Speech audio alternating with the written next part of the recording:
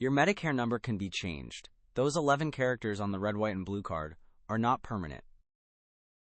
Medicare's own instructions to doctors' offices say it plainly. A person on Medicare or their authorized representative can ask to change that number, for example, if it has been compromised. So why would a number ever need changing? What is a stranger on the phone actually going to do with it?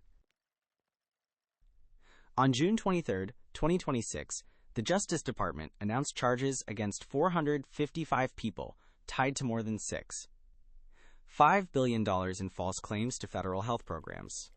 Those are charges, not findings. Everyone charged is presumed innocent. But look at what the money was for. Not cash out of anybody's bank account. Bills. Sent to Medicare. And that is the whole thing in one sentence. The caller is not trying to rob you. The caller is trying to hire you as a name on an invoice. This episode covers what an unsolicited Medicare call is collecting, how that turns into a paid claim, and who carries the cost. It does not cover Social Security calls, tax scams, gift card or wire transfer schemes, or how to recover money you have already sent. Different machines, different answers. So what is the number? It is not your Social Security number. Medicare took those off the cards and replaced them with a Medicare Beneficiary Identifier, 11 characters, digits, and capital letters, unique to you. It is a billing credential.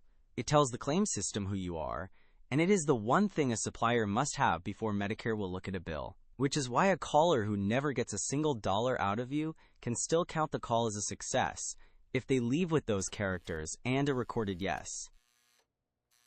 Now the part that turns a nuisance call into money. The Office of Inspector General at Health and Human Services published a special fraud alert on exactly this in July of 2022, and it reads less like a scam warning than an org chart. It describes arrangements involving international and domestic telemarketing call centers, staffing companies, practitioners, marketers, and brokers. 4 stations. The phone call is only the first.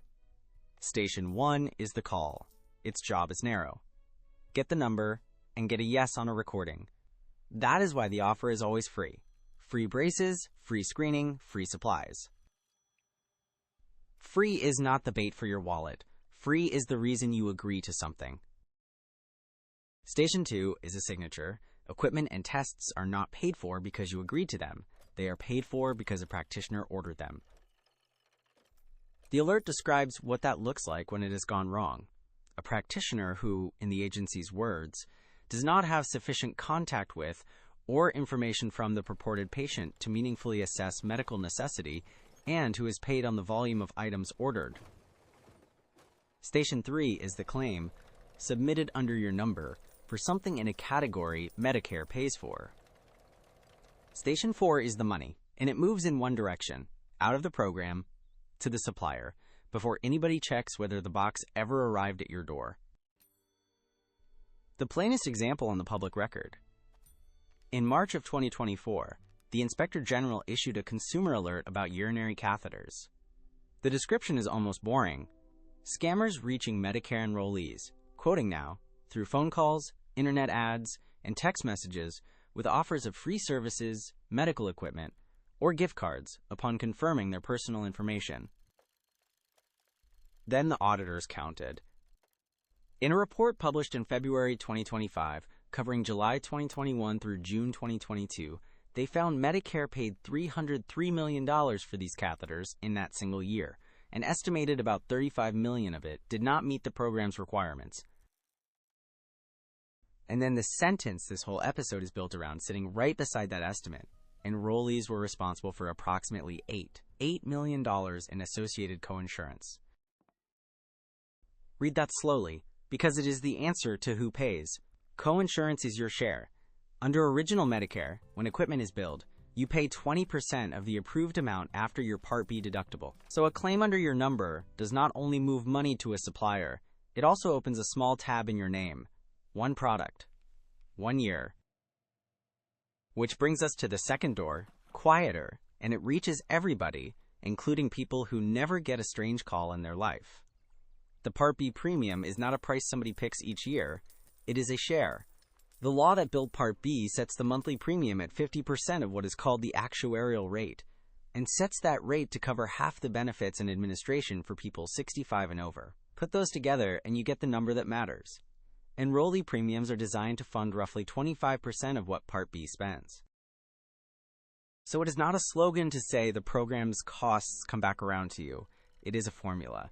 The more Part B pays out, the more that line carries. For 2026, it is $202.90 a month, alongside a $283 annual deductible. Now let me be careful, because this is where the subject usually goes off the rails. I am not telling you fraud is why your premium went up. Medicare's administrators say the 2026 increase reflects projected price changes and expected use, and nobody publishes a figure carving out a fraud share. The formula tells you the direction. It does not tell you the amount. And a very large number gets thrown around here, so let me handle it honestly. For fiscal year 2025, the improper payment rate for Medicare fee-for-service was reported at 6, 55%, about 28, $8 billion. But the same document states plainly that improper payments are not a measure of fraud. Much of that is paperwork, missing documentation, a requirement met but never evidenced. I would rather hand you the smaller true number than the bigger frightening one. A housekeeping note before the useful part. This is general information, educational only, and not legal advice, not financial advice, not medical advice. And this channel has no connection with Medicare or any government agency, so confirm your own situation before you act. The good news is that confirming it is free. Your state health insurance assistance program, your SHIP counselors, will read your paperwork with you at no charge with nothing to sell you. Reach them, or Medicare, at 1-800-MEDICARE to report something. That same number works, or the Inspector General's hotline, 1-800-HHS-TIPS. There is a second free service most people have never heard of. The Senior Medicare Patrol has volunteers in every state who read statements alongside people. In 2024, they logged 283,724 individual interactions and were credited with more than $35 million in expected Medicare recoveries. Now the part everybody gets slightly wrong, and being right here is calmer than being frightened. Medicare's own site says, Medicare will never call you to sell you anything or visit you at your home. But Medicare never calls is not quite true, and pretending it is makes people distrust the one legitimate call they might get. Medicare's booklet lists 3 situations. A plan you are already in can call you, and so can the agent who signed you up. Someone from 1-800-MEDICARE can call back, if you called first. And if you reported suspected fraud, an investigator may follow up. Notice what those 3 have in common. In every one, you started it. That is the whole test, and it is easier to hold on to than any list of warning signs. Medicare puts it in one sentence. Do not share your Medicare number with anyone who contacts you by phone, email, or in person, unless you contacted them first and gave them permission. Picture how this lands. A retired school librarian in the upper Midwest. A composite, not a real person, takes a call on a Tuesday afternoon. Polite young man, confirming a few details for a free back brace. She says no thank you. But she has already given her name and read her number back, because that is what a lifetime of answering the phone politely trains you to do. Nothing bad happens that day. 3 months later, a box arrives that she did not order, and a line appears on a statement. So here is the one decision, and everything else is detail. If you have given your Medicare number to somebody who called you, call 1-800-MEDICARE yourself.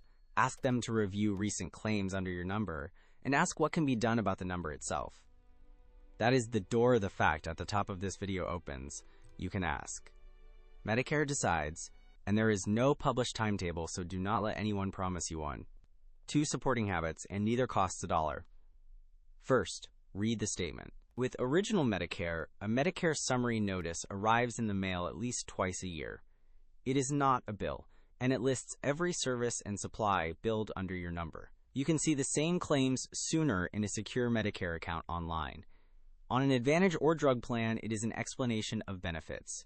Scan it for anything you did not order. Second, if equipment turns up that your own doctor did not order, do not accept the delivery. That is the Inspector General's own instruction, because here is the real shape of it. Nobody in this chain is hoping to find somebody foolish. They are hoping to find somebody reachable. One number, one yes, one signature, one claim. The reason this matters is not that you are in danger. It is that the bill quietly carries your name, in small ways nobody thinks to look for. That is worth one phone call that you place. So tell me below, has a caller ever asked you to confirm your Medicare number? If this made the machinery clearer, subscribe. Next, we take a Medicare statement apart, one line at a time. I'm glad you're here. I'll see you in the next one.